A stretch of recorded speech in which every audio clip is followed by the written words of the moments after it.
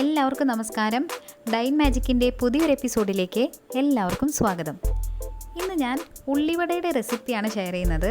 അപ്പോൾ വീഡിയോയിലേക്ക് കടക്കുന്നതിന് മുൻപായി എൻ്റെ ചാനൽ ഇതുവരെ സബ്സ്ക്രൈബ് ചെയ്തിട്ടില്ലാത്തവരാണെങ്കിൽ പ്ലീസ് ഡു സബ്സ്ക്രൈബ്. നോട്ടിഫിക്കേഷൻസ് ലഭിക്കുന്നതിനായി ആ ബെല്ലൈക്കൺ ഒന്ന് പ്രസ് ചെയ്യണേ. അതുപോലെ തന്നെ വീഡിയോസ് കണ്ട് ഇഷ്ടപ്പെടുകയാണെങ്കിൽ ലൈക്ക് ചെയ്യാനും ഷെയർ ചെയ്യാനും മറക്കരുതേ. അപ്പോൾ ഉള്ളിവടയ്ക്ക് ആവശ്യമായിട്ടുള്ള ഇൻഗ്രീഡിയൻസ് എന്തൊക്കെയാണെന്ന് നമുക്ക് നോക്കാം. ഇവിടെ 4 സവാള വളരെ കനം കുറച്ച് ചോപ്പ് ചെയ്ത് വെച്ചിട്ടുള്ളതാണിത്. പിന്നെ ഫ്രൈ ചെയ്യാൻ ആവശ്യമായിട്ടുള്ള ഓയിൽ, 5 പച്ചമുളക് ചോപ്പ് ചെയ്തത്, കുറച്ച് കറിവേപ്പില ചോപ്പ് ചെയ്തത്, 1/4 ടീസ്പൂൺ കായംപൊടി, 1 table spoon Kashmiri red chilli powder, ഒരു ചെറിയ കഷ്ണം ഇഞ്ചി വളരെ ചെറുതായി ചോപ്പ് ചെയ്ത് വെച്ചത്, 6 ടേബിൾ സ്പൂൺ കടലമാവ്, 4 ടേബിൾ സ്പൂൺ മൈദ. ഇത്രയുമാണ് ഉള്ളിവടയ്ക്ക് ആവശ്യമായിട്ടുള്ള ഇൻഗ്രീഡിയൻസ്. ഇനി നമുക്ക് ആദ്യം തന്നെ നമ്മൾ വളരെ കനം കുറച്ച് വെച്ചിരിക്കുന്ന ഈ സവാളയിലേക്ക് ഉള്ളിവടയ്ക്ക് ആവശ്യമായിട്ടുള്ള ഉപ്പ് ചേർത്ത് കൊടുക്കുകയാണ്. അതിനുശേഷം അതിലോട്ട് പച്ചമുളക് ചോപ്പ് ചെയ്ത് ചേർത്ത് കൊടുക്കാം. അടുത്തതായിട്ട് ഇഞ്ചി ചോപ്പ് ചെയ്ത് വെച്ചിരിക്കുന്നത് ചേർത്ത് കൊടുക്കാം. ഇഞ്ചി വളരെ കനം കുറച്ച് ചെറുതാക്കി ചോപ്പ് ചെയ്ത് വെച്ചിട്ടുള്ളതാണിത്. അടുത്തതായിട്ട് ചോപ്പ് ചെയ്ത് വെച്ചിരിക്കുന്ന കറിവേപ്പിലയും കൂടെ ചേർത്ത് നമുക്കിതെല്ലാം കൈ വെച്ച് നല്ലതുപോലെ ഒന്ന് മിക്സ് ചെയ്തെടുക്കണം. സവാള ചോപ്പ് ചെയ്യുന്ന സമയത്ത് വളരെ കനം കുറച്ച് ചോപ്പ് ചെയ്യാനായിട്ട് ശ്രദ്ധിക്കണേ.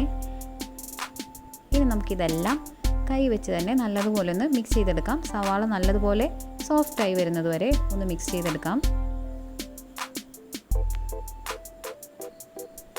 ഇപ്പോൾ സവാളയെല്ലാം നല്ലതുപോലെ സോഫ്റ്റായി വന്നിട്ടുണ്ട്.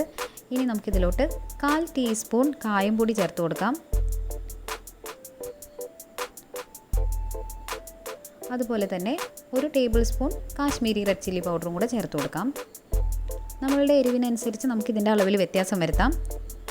അതിനുശേഷം ഇതെല്ലാം നല്ലതുപോലെ ഒന്നും കൂടെ മിക്സ് ചെയ്തെടുക്കാം. ഇപ്പോൾ ഇതെല്ലാം നല്ലതുപോലെ മിക്സായി വന്നിട്ടുണ്ട്.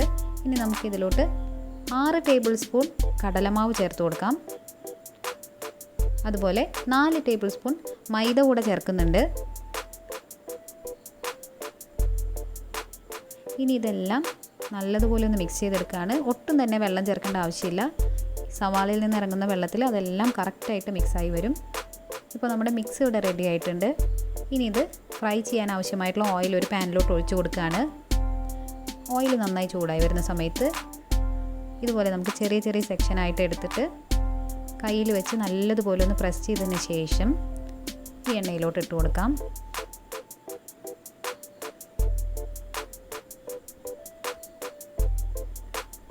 അതിനുശേഷം മീഡിയം ഫ്ലെയിമിൽ വെച്ചിട്ട് കുക്ക് ചെയ്യാനായിട്ട് ശ്രദ്ധിക്കണം. മീഡിയം ടു ലോ ഫ്ലെയിമിൽ വെച്ച് കുക്ക് ചെയ്യുമ്പോഴാണ് കറക്റ്റായിട്ട് അതിൻ്റെ ഉൾഭാഗമൊക്കെ വെന്ത് വരുന്നത്. അല്ലെങ്കിൽ പുറം ഭാഗം നല്ലതുപോലെ മുരിഞ്ഞു വരികയും ഉള്ളിൽ വേവാതെ വരാനും ചാൻസ് ഉണ്ട്. അതുകൊണ്ട് മീഡിയം ഫ്ലെയിമിൽ വെച്ചതിന് ശേഷം 2 സൈഡും നല്ലതുപോലെ തിരിച്ചു മറിച്ചുമിട്ട് നന്നായി ഒന്ന് ഫ്രൈ ചെയ്തെടുക്കണം. ഇതുപോലെ 2 സൈഡും നന്നായി ഒന്ന് മുരിഞ്ഞു വരുന്ന സമയത്ത് നമുക്കിത് കോരി മാറ്റാം. അപ്പോൾ കണ്ടല്ലോ, നമ്മുടെ സിമ്പിളായിട്ടുള്ള ഉള്ളിവട ഇവിടെ റെഡി ആയിട്ടുണ്ട്. വളരെ ഈസി ആയിട്ട് ചെയ്തെടുക്കാൻ പറ്റുന്ന ഒരു റെസിപ്പിയാണിത്. അപ്പോൾ നിങ്ങളെല്ലാവരും ഇതൊന്ന് ട്രൈ ചെയ്ത് നോക്കണേ. അടുത്തൊരു വീഡിയോയിൽ കാണുന്നത് വരേക്കും ബായ്.